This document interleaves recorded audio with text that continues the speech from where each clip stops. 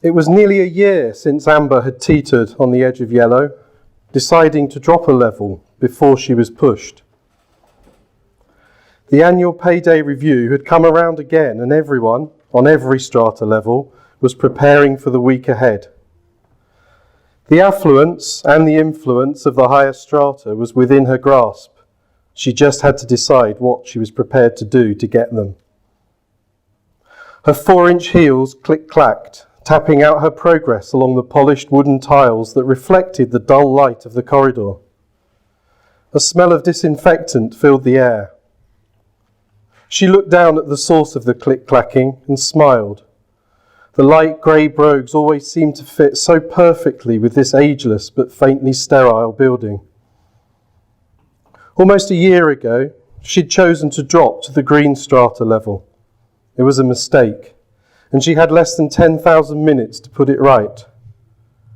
This was the last week of the pay year. She turned the corner and there was Martin, who, according to the algorithms, was one of her peers. A fact that depressed her and made her angry. Almost payday then, he said, or lay day as we used to call it. Everyone trying so hard to get as many points as they could before the deadline.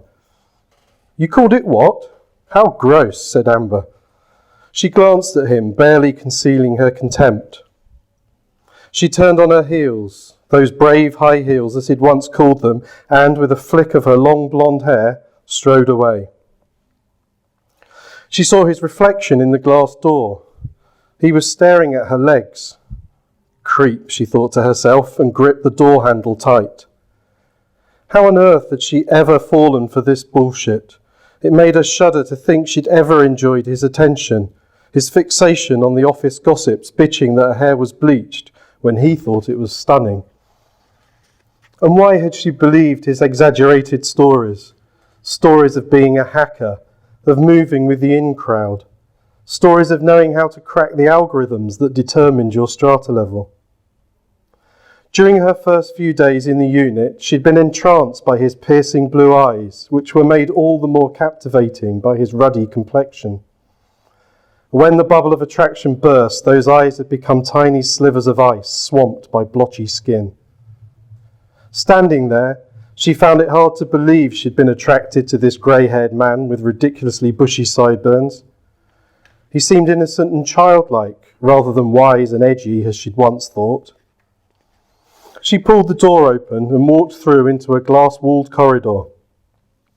The left-hand side looked out over tall blocks of fading concrete flats, giving a brief but only partial view of life as an indigo. On the right-hand side were empty glass meeting rooms where later in the day groups of soberly dressed bureaucrats would gather to chew over pointless details of their pointless jobs. She couldn't tolerate staying at this strata level for another year.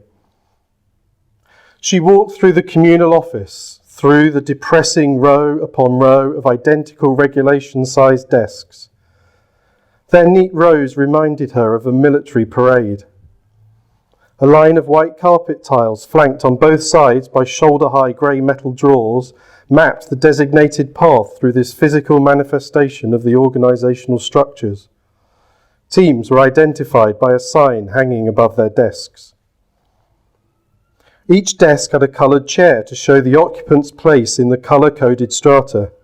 Although the full strata ranged from red down through the rainbow to violet, only yellows, greens and blues worked for the bureaucracy. On top of the drawers was the usual array of cakes and biscuits. As she passed a yellow's desk, she noticed an apple inside a red cardboard box with the letters RB embossed on its side. It was a rare breed and illegal to buy unless you were from the highest levels. How she ached to have such things. She'd tasted one once when she'd been hanging out with some seriously influential people. The taste was only slightly better than other apples, but the status that came with it was magnificent. People had stopped and stared at her in the street, whispering to each other as she'd held its box in her hand. She'd enjoyed the taste of the envy much more than the taste of the apple. Sitting in a green chair at a desk underneath the sign for the Disability Assessment Unit was Sam, her boss. Sam was affectionately known as Mother by her small team of 8 people because of the way she nurtured and protected them. Amber felt smothered, but had never said anything. "Hi, Amber," said Sam. "Hi, what's on the list today then?" "A Mrs. Joyce, social strata WP 212371B. She's been struggling with her job for years and has finally asked to be assessed. Says she can't cope with the stress of performing to standard day after day just to keep her strata level intact. Especially having to wait until the end of the year to know precisely how she's doing. She thinks she should be assessed for atypical autism." "A parasite going for white then?" "Amber, do not use words like parasite." "I know, I only say it in the office. It helps to dissipate my empathic pain." Sam smiled. "It's hard, I know, but you must try." "Sam, any chance for a few days off this week? I need to look after my own Fluence rating. The damn prediction's showing I might only scrape through to the next level. I have to make it back up there." "No, you can't. And you know why? It's our most critical week. I explained months ago that it's during this week that people like Mrs. Joyce come to our attention, and we have to assess all of them before the end of next Tuesday." "Okay, no harm in asking though, eh?" "No harm at all. I'm glad you feel you can," said Sam.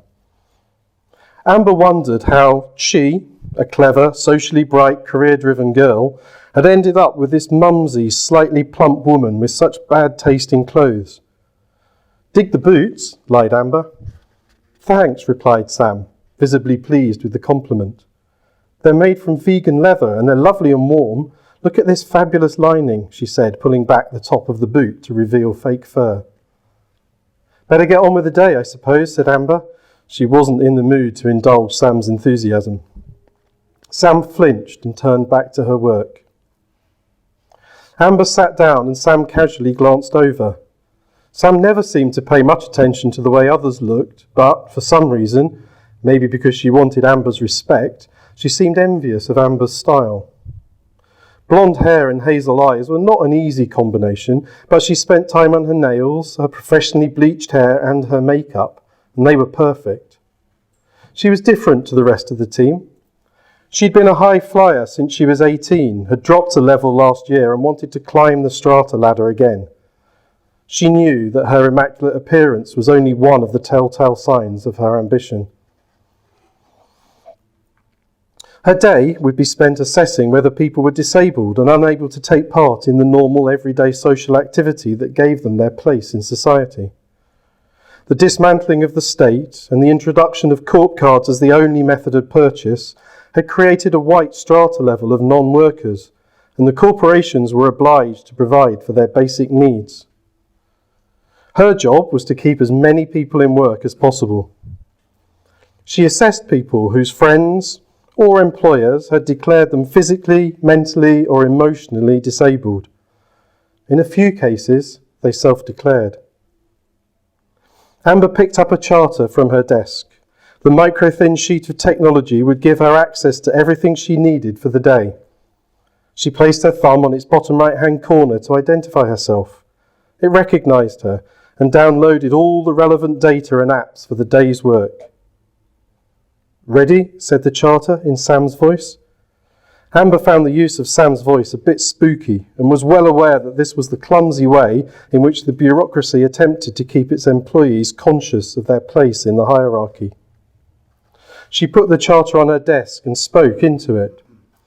"Directions. Current location to the home of Mrs. Joyce, SSN WP 212371B. The charter was ready to go. She put it in her bag and walked back along the line of white floor tiles. Martin was leaning on a cabinet next to a yellow chair.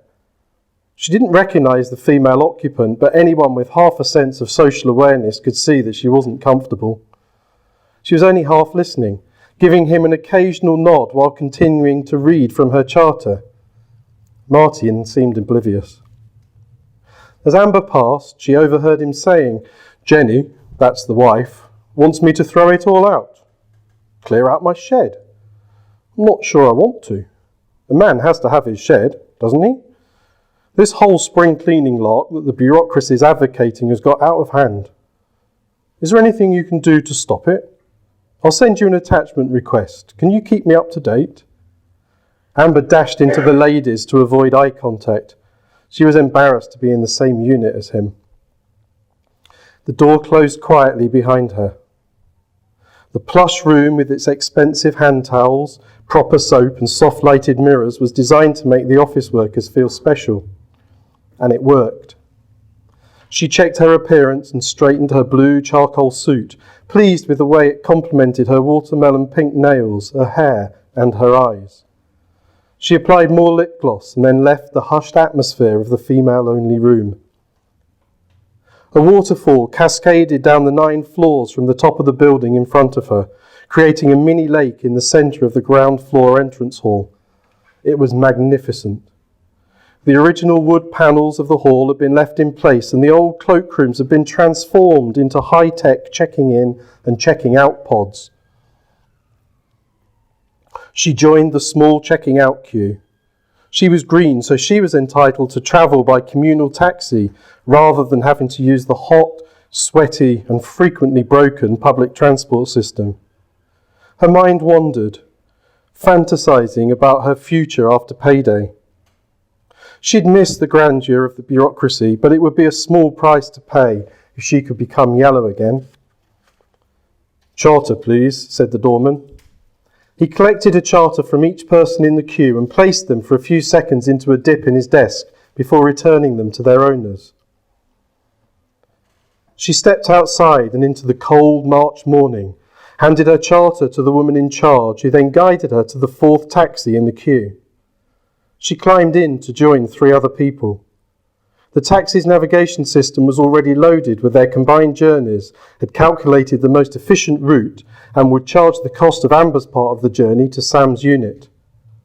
She was too busy familiarising herself with Mrs. Joyce's application form to pay much attention to the other occupants or to the familiar London streets between the bureaucracy headquarters in Greenwich and Mrs. Joyce in Walthamstow. The form contained data that was directly related to the interview and some additional background data. It was the background data that was of more interest to her, because that is what might help her crack the algorithms that calculated someone's strata level.